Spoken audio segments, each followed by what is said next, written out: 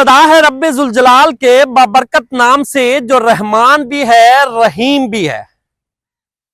अस्सलाम वालेकुम नाजरीन, आप देख रहे हैं प्रोग्राम खोज और मैं हूं मुनव्वर रजाना। आप सोच रहे होंगे कि आज हम अपने प्रोग्राम का आगाज कब्रिस्तान से क्यों करने जा रहे हैं। इस कब्रिस्तान में जुल्म की वो दास्तान लिखी गई जिसको आज आपके सामने रखेंगे। आज हम अपने प्रोग्राम का आगाज इस सवाल से करेंगे कि क्या चंद हजार रुपयों से भी इंसानी जान कम समझी जाती है।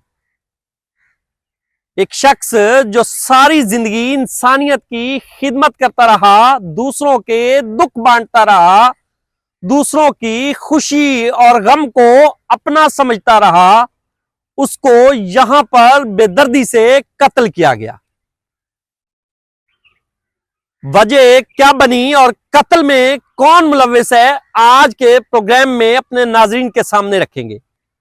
आज आपको दिखाएंगे कि किस तरह से उस शख्स के सर पर ईंटों के वार किए गए, उसको बेदर्दी से तशद्दुद का निशाना बनाया गया और फिर गड्ढा खोदकर उसको यहां पर दफन कर दिया गया। अब तक इस केस में क्या पेशरफ्त हुई है वो भी आज आपके सामने रखेंगे। तो ये कब्रिस्तान है, यहां पर हर वक्त खामोशी होती है, सन्नाटा होता है। और ठीक इसी वक्त जब हम अपने नाजरीन से बात कर रहे हैं, शाम के औकात में एक शख्स अपने घर से चंद पैसे निकलवाने के लिए एक नौजवान को लेकर मोटरसाइकिल पर निकलता है और वहां से 50,000 रुपए निकलवाने के बाद घर वापसी का रास्ता लेता है। लेकिन उसको क्या खबर थी कि वो घर जाने की बजाय कहीं और चला जाएगा। वो शातिर मुलजिम उसको मोटरसाइकिल पर बिठाकर यहां ले आता है। उसके बाद पेंसिल से उसकी गर्दन पर पे दर पे वार किए जाते हैं, जिससे वो जख्मी होकर गिर जाता है। उसके बाद जुल्म फिर भी नहीं रुकता, उसके ऊपर ईंट के वार करके उसको बेहमाना तशद्दुद का निशाना बनाया जाता है और फिर यहां पर गड्ढा खोदकर उसको उसके अंदर डाल दिया जाता है। सबसे पहले मुतासरा फैमिली की जानिब बढ़ते हैं। ये जुल्म क्यों ढाया गया, क्यों उस शख्स को जो सारी जिंदगी दूसरों के दुख बांटता रहा उसको इस तरह बेदर्दी से कत्ल किया गया, क्यों उसको चंद रुपयों की खातिर इस तरह से बेहमाना तशद्दुद का निशाना बनाया गया और फिर उसकी जान ली गई। मुतासरा फैमिली से ही बात कर लें।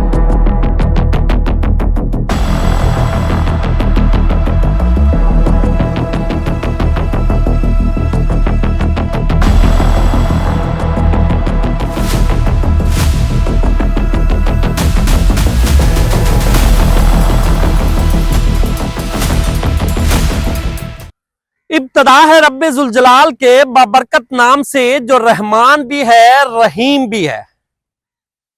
अस्सलाम वालेकुम नाजरीन, आप देख रहे हैं प्रोग्राम खोज और मैं हूं मुनव्वर रजाना। आप सोच रहे होंगे कि आज हम अपने प्रोग्राम का आगाज कब्रिस्तान से क्यों करने जा रहे हैं। इस कब्रिस्तान में जुल्म की वो दास्तान लिखी गई जिसको आज आपके सामने रखेंगे।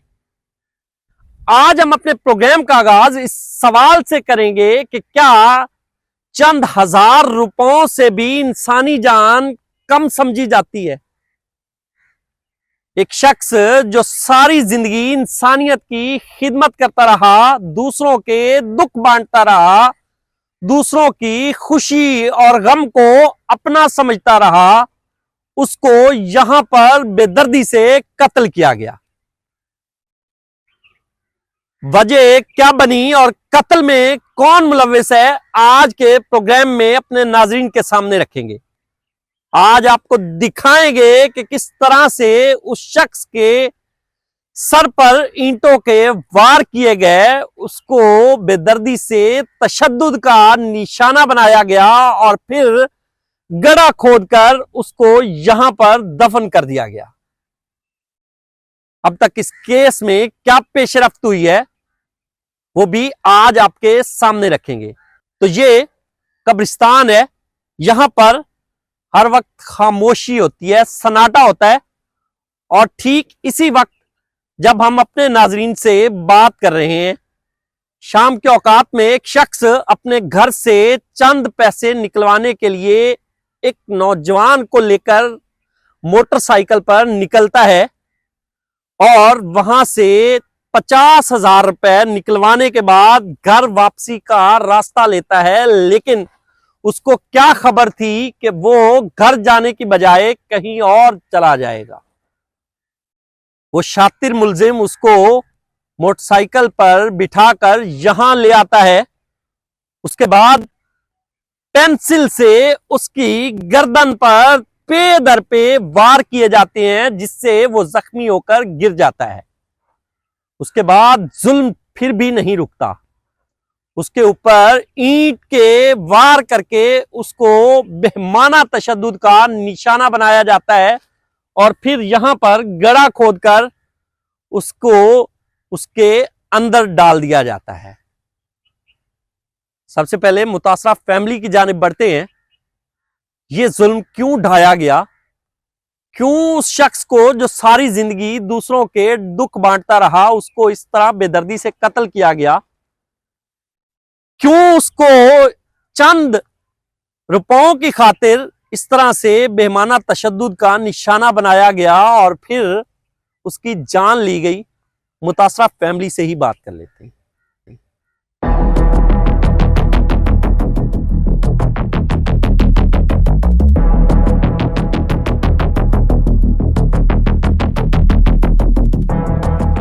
नाज़रीन, हम उस फैमिली के पास पहुंच चुके हैं जिनका अपना इनसे छीन गया, उसे बेदर्दी से कत्ल कर दिया गया।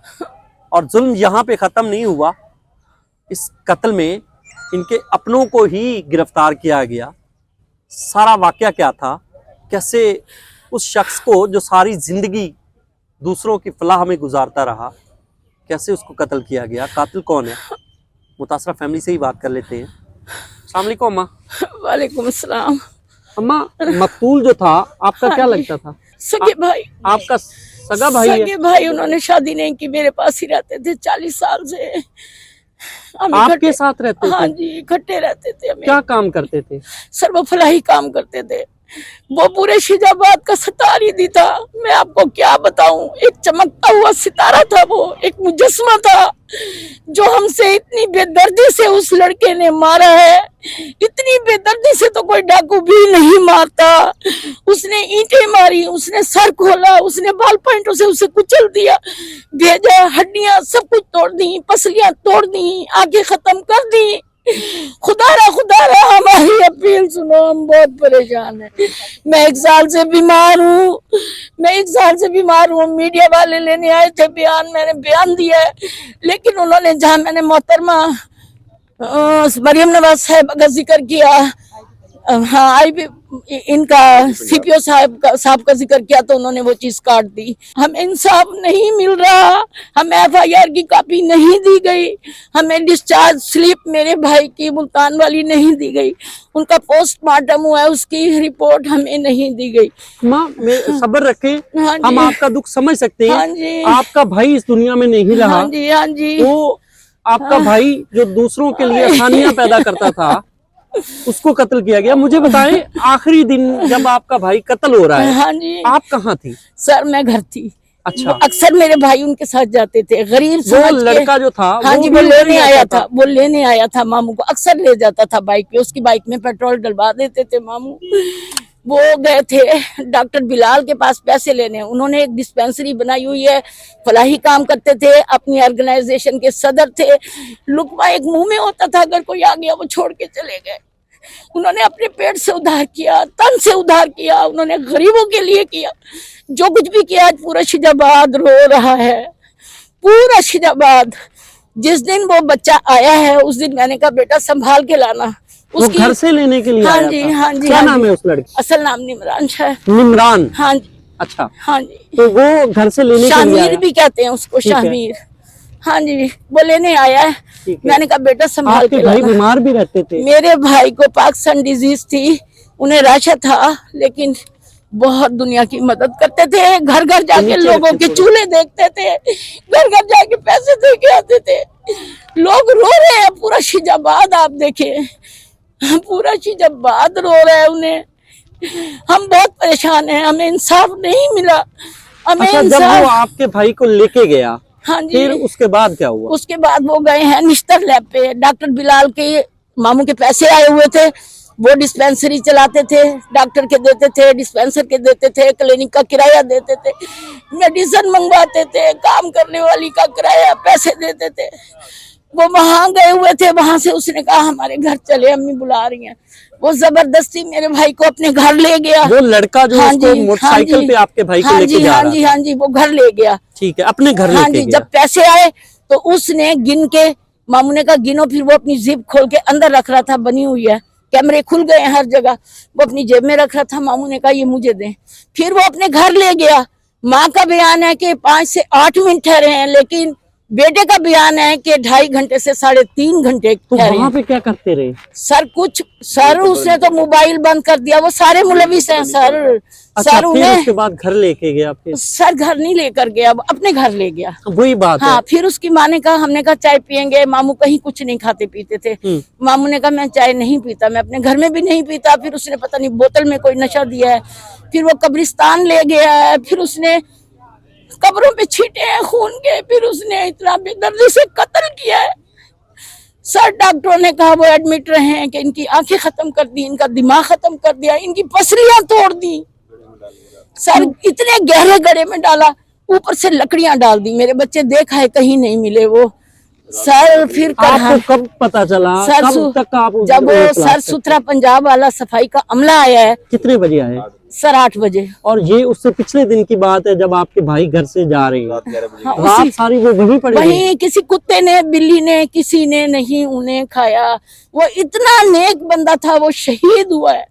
मेरा भाई कफन में खून कब्र तक टपक रहा था। सर उसके बाद कब्रिस्तान में सारी उनके छींटे हैं, सर्दी में सारी रात। सुबह उन्हें अल्लाह ताला ने कोई ताकत दी, वो कराए हैं। वो मार गया था, लत पत खून में उल्टा डाल के उसके ऊपर इतनी लकड़ियां डाल दी। वो इतना गहरा गड़ा है, इतना गहरा गड़ा है। सर हम सारी रात रोते रहे, मेरा भाई नहीं आया। सर जब रात को आपके भाई वापस नहीं आए, सर हम फोन करते रहे भाई के नंबर पे। हाँ जी, उस बंद। लड़के से पूछा सर आपने? उस उसकी लड़के का तलाश भी की? बंद। उसने इकबाल जुर्म भी कर लिया। उसके घर से पता किया आपने कि आपका भाई उसके साथ गया था, वो भी वापस नहीं आया? हाँ जी सर, घर से पता करवाया था? सर घर से तो फोन ही करते रहे, किसी ने नहीं उठाया। उसके बाद मेरे बच्चे ढूंढने के लिए निकल गए। सर कहाँ कहाँ नहीं ढूंढा, कब्रिस्तान में, हर जगह। वो तो गहरे गड्ढे में बनसटिया, उनके ऊपर लकड़ियां, झाड़ियां, पता नहीं क्या क्या डाला हुआ था। सर देखा नहीं जाता है, ऐसा उसने कुचल दिया। क्या दुश्मनी थी। मेरा भाई उनकी हेल्प करता था, उन्हें किराए पे मकान दिला के अपनी जमानत पे 2-2 हजार कम करवाते थे। सर जब वो कातिल घर आया ना, उसकी माँ भी आ गई कि रात आपकी कॉल आई हुई थी। तो मेरा बेटा तो ये जो है BTI मोड़ यहाँ छोड़ गया था, और वहां कोई बंदा मिला है और उसने अस्सलाम वालेकुम कहा है, तो काई साहब उतर गए। फिर वो लड़का कहता है कातिल कि मैंने काफी उन्हें कहा कि मैं घर छोड़ाऊं, तो उन्होंने कहा कि वो तल्ख होने लगे, फिर मैं चला गया। सर उसने इतनी बदतमीजी की है, कैमरा लगा हुआ था, उन्हें नजर नहीं आया। कैमरा खोला है, वहां 10 से बजाय 1 बजे तक कोई नहीं गुजरा उस जगह, वो सुना हो जाता है रास्ता। सर कैमरे खुल गए हैं, एक हेलमेट वाला मुसाफिर गुजरा है वहां। फिर उसने इकबाल जुर्म कर लिया, लेकिन ये सबका काम है। बेटा कह रहा है कि मेरी माँ 12 बजे मिलाद में गई हुई थी, उसे भी दूसरे घर भेज दिया। ये दोनों भाई भी थे और कोई और भी था। हमें पूरा इन्हें कैफिर किरदार तक पहुंचाए अल्लाह। फिर जब आपको पता चल गया कि आपका भाई जो है वो जख्मी हालत में वहां पे पड़ा है, फिर उसके बाद क्या हुआ? सर उसे तो उन्हें तो फिर वो ले गए, मेरे बच्चे तो ढूंढते रहे उन्हें। तो फिर सुतरा पंजाब वालों ने ना 1122 फोन करके बुला लिया। वो उसके बाद उन्होंने मुल्तान रेफर कर दिया। मेरे बच्चे भी पीछे पीछे गाड़ी में मुल्तान पहुंच गए। इससे पहले वो हॉस्पिटल भी देख के आए, कहीं नहीं था मेरा भाई, कहीं नहीं था। हमारे घर में तो रोना पीटना था, एक मातम था। हम इसलिए बेफिक्र थे कि उस बच्चे के साथ गए, हो सकता है किसी दोस्त के घर, मामू के डॉक्टरों से ताल्लुकात। जावेद शाह, मैं कहती हूँ MNA राना एजाज, उनका बेटा तिलहाल हमारे घर अफसोस करने आए। वो मरीजों को लेके जाते थे, वो सबका इलाज करवाते थे। सर हमसे पहले पहुंचने से पहले उसका मामू पहुंचा हुआ, उसने सबको गुमराह कर दिया, सारे ऑफिसरों को गुमराह कर दिया। मेरे बेटे को पकड़ा है, उन्होंने मारा है। आपके बेटे को क्यों पकड़ा? सर देख लें, अब तफ्तीशी के काम है। चने पैक हो रहे थे मेरे भाई का, जब भी जनाजा उठा, पोस्टमार्टम हुआ, उसने कहा अकेले आना, सवारी पे ना आना। उसने फिर बिठा लिया, इसका मोबाइल हर चीज उसने छीन ली, पैसे, वॉलेट। थाना में आप लोगों ने ही रिपोर्ट की थी? सही सर, इसने पकड़वाया था उसे। मैं उनकी तरफ बढ़ता हूँ। हाँ जी। मुझे बताएं कि उसके बाद फिर आपके बेटे को आपके भाई के कत्ल में गिरफ्तार कर लिया गया? गिरफ्तार कर लिया कि तफ्तीश करेंगे। हमने कहा 1 दिन करेंगे, 2 दिन करेंगे, छोड़ देंगे। सर उन्होंने 15 दिन, और उसके बाद जिस दिन छुट्टी थी, गस्टेड छुट्टी थी, बड़े 25 दिसंबर को उसने बड़े थाने में ले जाके, SHO बहुत अच्छे हैं, DSP बहुत अच्छे हैं, लेकिन इसने सबको, इन्होंने और इसके मामू ने सबको गुमराह कर दिया और हमारे बच्चों के खिलाफ इतना गलत फैला दिया सर कि शिजाबाद में हमारा घर माना जाता है। शराफत के हिसाब से, हर हिसाब से उन्होंने मेरे भाई का, दुनिया रो रही है, वो कह रहे हैं हमारे चूड़े गुल हो गए। मेरे भाई से क्या था, उसे पैसे दे लेता, मेरे भाई को ना मारता इस तरह। गोली भी इसके ऊपर तशद्दुद किया सर, इसका पाँव पकड़ा है और बेलोसेफ और सम 2 इंजेक्शन लग रहे हैं इसे, ये अच्छी तरह चल भी नहीं सकता। नाज़रीन, मेरे साथ वो बहन मौजूद है जिसका भाई इस दुनिया में नहीं रहा। वो भाई जो सिर्फ इनका भाई नहीं था, वो उस इलाके का ईदी था, लोगों की मुश्किल में काम आता था, और उसी को बेदर्दी से कत्ल किया गया। उसके भांजे भी हमारे साथ मौजूद है, और वो भांजे जिनको उसके कत्ल में गिरफ्तार भी किया गया, उनसे भी बात कर लेते हैं। भाई, क्या नाम है आपका? मेरा नाम फरहान अहमद।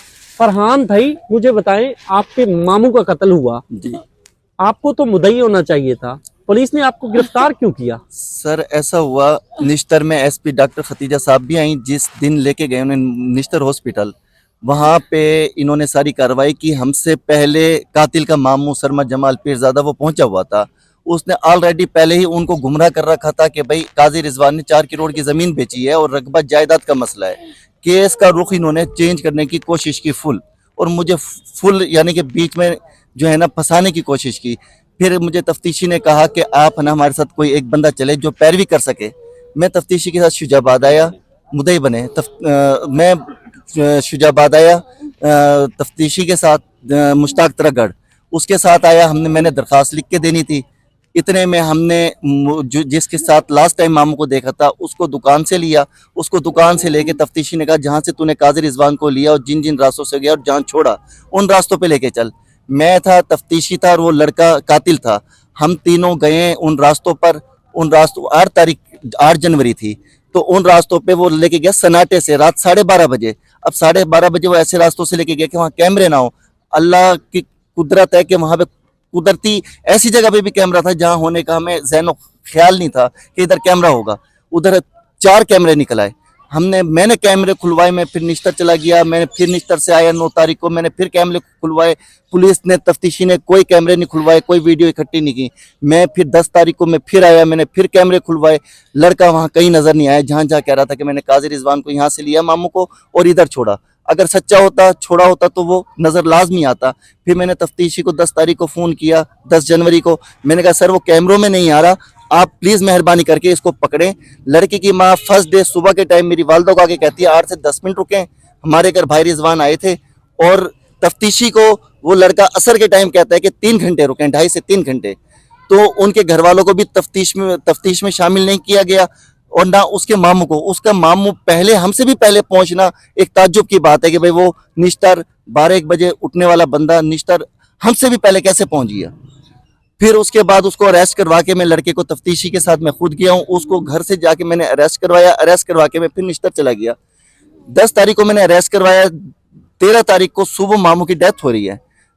फिर हम जब जनाजे से फ्री हो गए, सोयम की तैयारी कर रहे थे, 12:30 बजे तफ्तीशी मुश्ताक तरगड़ की मेरे पास कॉल आती है, फरहान भाई आप मेरे पास हैं, कोई मालूमात लेनी है, कोई बात पूछनी है। मैं चला गया, उल्टा वो मुझसे ही तफ्तीश करने लग गया, फरहान भाई आप 7 बजे कहाँ थे, आप 12 बजे कहाँ थे, आप कहीं बाहर गए तो नहीं हो। मैंने कहा जी मैं 7 बजे अपनी दुकान पे था, 12 बजे मैंने कहा मेरी दुकान पे कुरान खानी थी, मैंने सुबह सुबह उठना था, 10 बजे मैं दुकान क्लोज करके अपने घर आया और मैं आके मैं सो गया।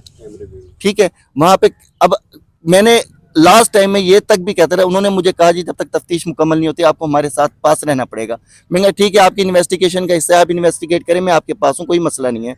उन्होंने मेरी सारी हर चीज़ CDR लोकेशन हर चीज़ निकाली होगी, मैं क्लियर था।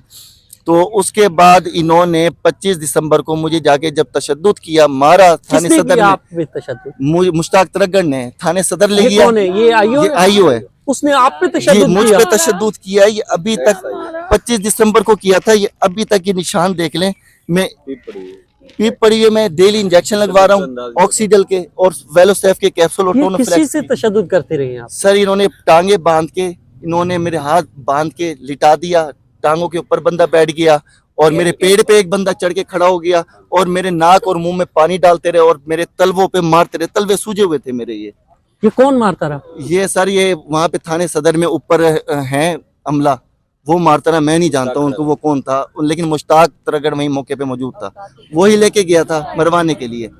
उस और वक्त ये जो लड़का था जिसने कत्ल किया था ये कहाँ पे था? सर ये मेरे साथ ही लेके गए थे, जब पहले ये भी अरेस्ट था? जी ये अरेस्ट था, 10 तारीख को मैंने इसको अरेस्ट करवा दिया था। तो उसने उस वक्त तक इतराफ नहीं किया सर था? उसने एतराफ कर लिया था, उसने सामान फिर भी आपको क्यों तशद्दुद करते थे? सर पेश भी कर दिया था, SP सदर को ये भी कह दिया था DSP साहब ने, SHO ने, कि भाई ये बेकसूर है। आपका नाम जी लिया? मेरा नाम, ये बेकसूर है। उसके बाद 22 दिसंबर को मुझे SP सदर के सामने डॉक्टर खदीजा साहिबा के सामने पेश किया और 25 दिसंबर को छुट्टी वाले दिन मुझे मारा, लेके जाके थाने सदर में इतना मारा, मैं 2-1 मिनट के लिए मैं बेहोश हो गया, फिर उन्होंने मुझे छोड़ा होगा। लेकिन हमारे जो CPO साहब है सादिक अली डोगर साहब जी। और हमारे एडिशनल ID साहब जो कामरान खान साहब है, जी जी वो तो बहुत ही एक्टिव हैं और बड़ा इंसाफ देते हैं लोगों को। उनके दरवाजे तो 24 घंटे आवाम के लिए खुले हैं। आप उनके पास गए? सर उनके पास हम नहीं गए। क्यों? हम सर मैं अब अगर IO आपके ऊपर तशद्दुद कर रहा है, जी, जी। आपको वो इस तरह से टॉर्चर कर रहा है, इसके बाद चाहिए तो ये था ना कि आप उस IO के खिलाफ IG साहब से मिलते, CPO साहब से मिलते, हाई अप जितने पुलिस के हैं उनके पास जाते, उनका दरवाजा खटखटाते, उन्हें बताते कि हमारे साथ जुल्म हुआ है और ऊपर से हमारे ऊपर ये जुल्म ढाया जा रहा है। सर 25 दिसंबर को जब उन्होंने मारा ना जाके, फिर घर वालों के ऊपर, एक तो हमारे पर पहले जुल्म, हमारे मामू का मर्डर, हमने मामू की इतनी खिदमत की है, कसम से हमने अपने वालिदैन की इतनी खिदमत की जितनी मामू की हमने खिदमत की है। हमने आँख खोली है, मामू हमारे साथ है, उन्होंने वालिद वालदा की तरह हमें पाला है। हम कभी सोच भी नहीं सकते कि भाई हम मामू के साथ कभी ऊंची अल्फाज में या कभी सामना, कभी हम सोच भी नहीं सकते थे। हम हर वक्त मामू के साथ रहते थे। इन्होंने कातिल की तस्वीर ना मीडिया में आई ना अखबार में आई, लेकिन पुलिस ने कातिल को गिरफ्तार तो कर लिया है ना, मैंने- उससे आला कत्ल भी बरामद हो चुका है। जी बरामद हो चुका है, लेकिन वो मंजर इस वक्त पुलिस की कस्टडी में है। जी चलान हो गया हम पुलिस की कस्टडी में। फिर कहाँ पे आपको लगता है कि पुलिस जो है इसकी न्याय ली है? कहाँ पे आपको लगता है कि पुलिस ने ज्यादती की है? सारी ये देखे ना, एक लड़के का काम नहीं है, 17 साल की उम्र है इस लड़के की। अब लड़की माँ उसकी आके कहती है सुबह के टाइम फर्स्ट डे कि भाई रिजवान हमारे घर आए थे, 8-10 मिनट रुके, और लड़का असर के टाइम तफ्तीशी को बोलता है 2.5-3 घंटे रुके। उनका एक कमरे का छोटा सा मकान है और रात 12-12:30 बजे वो लेके जा रहा है कब्रिस्तान। इतना टाइम उसका एक भाई है कातिल का और माँ है, वो कहाँ थे उस टाइम? घर के अंदर एक कमरे का मकान, सर्दियां, वो कहाँ थे? उनको तो तफ्तीश तो उनसे नहीं की, उनको भी बुला के पूछगछ करें, या तो उनको पहले से इल्म हो गया था, अगर वो पहले ही बता देते, हम मामू को पहले ही वहां से लेके ट्रीटमेंट रात ही शुरू करवा देते हैं। उनको पहले लाजमी 100% पता है कि भाई उनके बेटे ने या तो वो साथ इन्वॉल्व हैं या उनको पता रात को ही चल गया था। फिर आपको पुलिस ने छोड़ा कैसे? सर वो 25 दिसंबर को मुझ पे तशद्दुद किया, 26 दिसंबर को मुझे मुल्तान ले आए, कातिल को भी SP सदर डॉक्टर खदीजा साहिबा के सामने भी पेश किया, उनके सामने पेश करके लड़के ने पूरा अपना बयान रिकॉर्ड करवा दिया। जी सब कुछ जो किया मैंने अकेले ने किया है। हम्म। फिर उन्होंने कहा डॉक्टर खतीजा साहिबा ने कि तू इसका नाम क्यों ले रहा था, मेरे छोटे छोटे बच्चे हैं, तू इसको इसकी जिंदगी क्यों खराब कर रहा था, तू पहले ही बोल देता। उसने कहा मैं डरा हुआ था। अब फिर उन्होंने एसपी इन्वेस्टिगेशन के पास सीपीओ कम्प्लेक्स में वहां पे मुझे हम दोनों को पेश किया, सामान जो उनसे बरामद हुआ था कातिल से वो भी उन्हें दिखाया।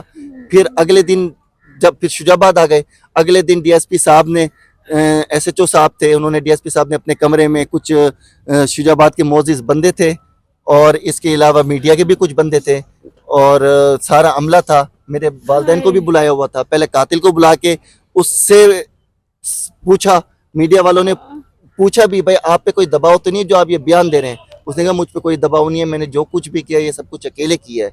और उसके बाद फिर मुझे बुलाया डीएसपी साहब ने, को मैंने जैसे सलाम किया, डीएसपी साहब ने कहा फरहान बेटा माजरत, आप पे पहले बड़ा कुरहान बरपा घर में हुआ है, आप हमारे रिकॉर्ड में क्लीन एंड चीट क्लियर हैं, आपको आपके वालिदैन के हवाले कर रहे हैं, आप जा सकते हैं। तो फिर मैं अपने वालिदैन के साथ आ गया, मुझसे चला नहीं जा रहा था। हम किस तरह, मामू की डेथ हुई थी। आपने उस आईओ के खिलाफ कोई एप्लीकेशन दी है? नहीं, कोई एप्लीकेशन नहीं दी। आपको जरूर हमारे एडिशनल आईजी साहब और सीपीओ मुल्तान साहब से मिलना चाहिए। मैं यहाँ पर सीपीओ साहब सादिक अली डोगर साहब, आपके शहर मुल्तान में, आपके शुजाबाद में अगर ये अंदोनाक वाकया हुआ है और ऊपर से जो आईओ बता रही है उसकी तरफ से इस फैमिली के ऊपर ही जुल्म किया गया है, तो जरूर आपको नोटिस लेना चाहिए इस पे और इन्हें इंसाफ फराहम करना चाहिए। जहां पर आपने उस कातिल को गिरफ्तार किया है वहां पर पुलिस के अंदर छुपी उस काली भेड़ को भी आपको जरूर पकड़ना चाहिए, उसको भी सजा देनी चाहिए ताकि वो मिसाल बन सके और आइंदा के लिए कोई किसी गरीब के ऊपर तशद्दुद करने या जुल्म करने से पहले 1000 बार सोचे। सर एक बात और, जब मुझे थाने सदर लेके गए ना, मुझे जब मारने के लिए, तो मैंने उनको एक बात की कि मैंने कहा सर जब लड़का मेरे मामू को लेने मेरे घर आया था तो वो लड़का कहता है कि फरहान भाई बाहर आए थे और फरहान भाई ने कहा था मैं 50,000 दूंगा, तो इनको कब्रिस्तान लिया। मैंने कहा जी मैं उस टाइम घर ही नहीं था, मेरा जहाँ ऑफिस है, मैंने कहा मेरा जहाँ पे ऑफिस है वहाँ पे 7-2 स्कूल है, वहाँ कैमरे हैं, एक प्लाजा है वहाँ कैमरे हैं, पीछे परचून की दुकान है वहाँ कैमरे हैं, आप मेरी मूवमेंट चेक कर लें। मैं उस टाइम अपने घर में था या मैं अपनी दुकान पे था, ना लड़के से मेरा कॉन्टैक्ट, ना मेरी दोस्ती, ना दुआ सलाम, ना कभी उठ बैठ। सिर्फ मामू की वजह से, मामू को वो लेने के लिए आता था, जब मामू फोन करते थे, मामू को बाइक नहीं चलानी आती थी, तो मामू ने कहीं काम जाना होता था, अक्सर उसको बुलाते थे। इसने कत्ल कैसे किया? सर ये इसने बयान दिया है कि जी मैं मामू को ले गया जी, मुझे अपने मामू की याद आ गई, कातिल का मामू मेरे मामू का दोस्त था, उनकी 8-9 साल पहले डेथ हो चुकी है। उसने कहा जी मामू की याद आ गई, फाते करना है, रशीद जमाल पीरजादा है उनका नाम, उनकी कब्र पे फाते करनी है, आपको देख के मुझे मेरे मामू की याद आ गई। कह रहे मामू ने ये कहा कि बेटा कल चल पड़ेंगे, अब टाइम बहुत ज्यादा हो गया है। कह रहे इतने में मैं उनको कब्रिस्तान ले आया और कब्रिस्तान की दीवार के साथ उनकी कब्र है मेन रोड के ऊपर। मामू ने सोचा चलो आगे हैं, फातिहा पढ़ लेते हैं। कह रहे जैसे उन्होंने हाथ उठाए, मेरे पास पेन था, पहले मैंने गर्दन में पेन मारा है, फिर उसके बाद माथे पे मारा है, फिर वो नीचे गिर गए, फिर उसके बाद वो चीख रहे थे, मैं डर गया था, मैंने ईंट हाथ में आई, मैंने ईंटें मारी हैं 7-8 दफा सर के ऊपर। फिर मैंने उनसे पैसे निकाले, मोबाइल निकाला और जो चीजें थी वो निकाल के मैंने उनको घसीट के उनको गड्ढे में फेंक दिया, ऊपर लकड़ियां झाड़ियां वगैरह डाल दी और फिर मैं वहां से निकल आया। माइक आगे दे दे। आपके क्या लगते थे जो कत्ल हुए हैं? जी मेरे मामू थे। आपके भी मामू हैं? जी जी। अच्छा, आपके भाई को भी इसी में गिरफ्तार किया गया? हाँ जी बिल्कुल। क्या होना चाहिए उन जालिमों के साथ जिन्होंने आपके मामू को इतनी बेदर्दी से कत्ल किया है? क्या सजा मिलनी चाहिए? काजी रिजवान हबीब इतने अजीम इंसान है ना कि उनके लिए अल्फाज बहुत छोटे हैं, यानी उनके लिए कुछ कहा जाए, उनकी खिदमत और कुर्बानियाँ बहुत ज़्यादा हैं। वो अपना दिन रात छोड़ के, अपनी खाना पीना पहनना ओढ़ना सब कुछ छोड़ के दूसरों की खुशी खिदमत करके इतनी खुशी महसूस करते थे ना कि पता नहीं उन्हें क्या मिल गया है। और उनको इस जो कातिल है उसके साथ भी उन्होंने इतना भला किया, किराए का मकान दिलवाया, इसकी जॉब लगवाई, इसकी माँ का इलाज करवाया। 1.5 साल से ही हमारे घर आना शुरू हुए थे।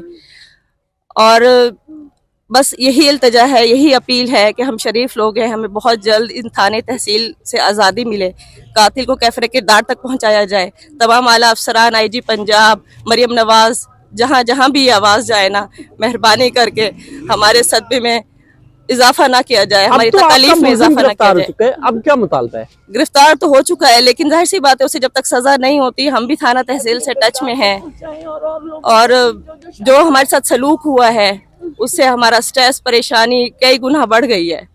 मुसलसल 1 साल से बीमार तो यही अपील है कि हमारी जो है ना मुआवनत की जाए, हमें इंसाफ दिलाया जाए। और इस कत्ल से ना पूरी इंसानियत का कत्ल हुआ है। कोई अपनों का कत्ल कैसे कर सकता है, ये बहुत बड़ा सवालिया निशान है उन इदारों पे, उस पुलिस के आईओ पर भी जिसने इस निहत्थे शख्स को, जिसका अपना मामू कत्ल हुआ था, उसको ही टॉर्चर किया, उसको ही तशद्दुद का निशाना बनाया। भाई क्या सजा मिलनी चाहिए उस मुलजिम को?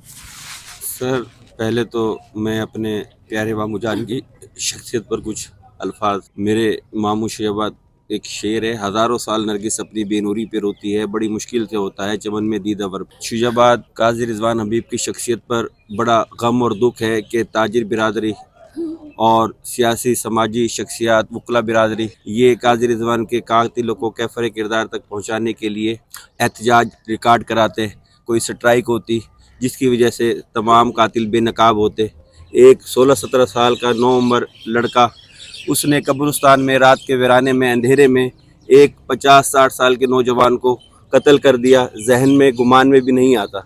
इसके पीछे जो बाइक इस्तेमाल हुई, जो प्लानिंग इस्तेमाल हुई, जितने लोग इसमें शामिल थे, उसके लिए 1 सेकंड के लिए हमें किसी ने बुलाने की जहमत नहीं की कि हम उस मकतूल के लवाहिकीन हैं, हमसे भी कुछ पूछगछ कर ली जाए कि आपको किसी पर शक है, शुबहात है। बल्कि हमारी फैमिली को स्ट्रेस में देकर केस को कमज़ोर करने की कोशिश की गई कि इनको स्ट्रेस में देकर हमारे ही घर से हमारे ही भाई को गिरफ्तार कर कर हमारी फैमिली को, जब मामू की डेथ होती है तो सुबह 5 बजे उनका दम निकलता है। 5 बजे हम ASI को फ़ोन करते हैं कि आपको बुला रहे हैं हमारी बॉडी को क्लियरेंस के लिए, MLC केस है।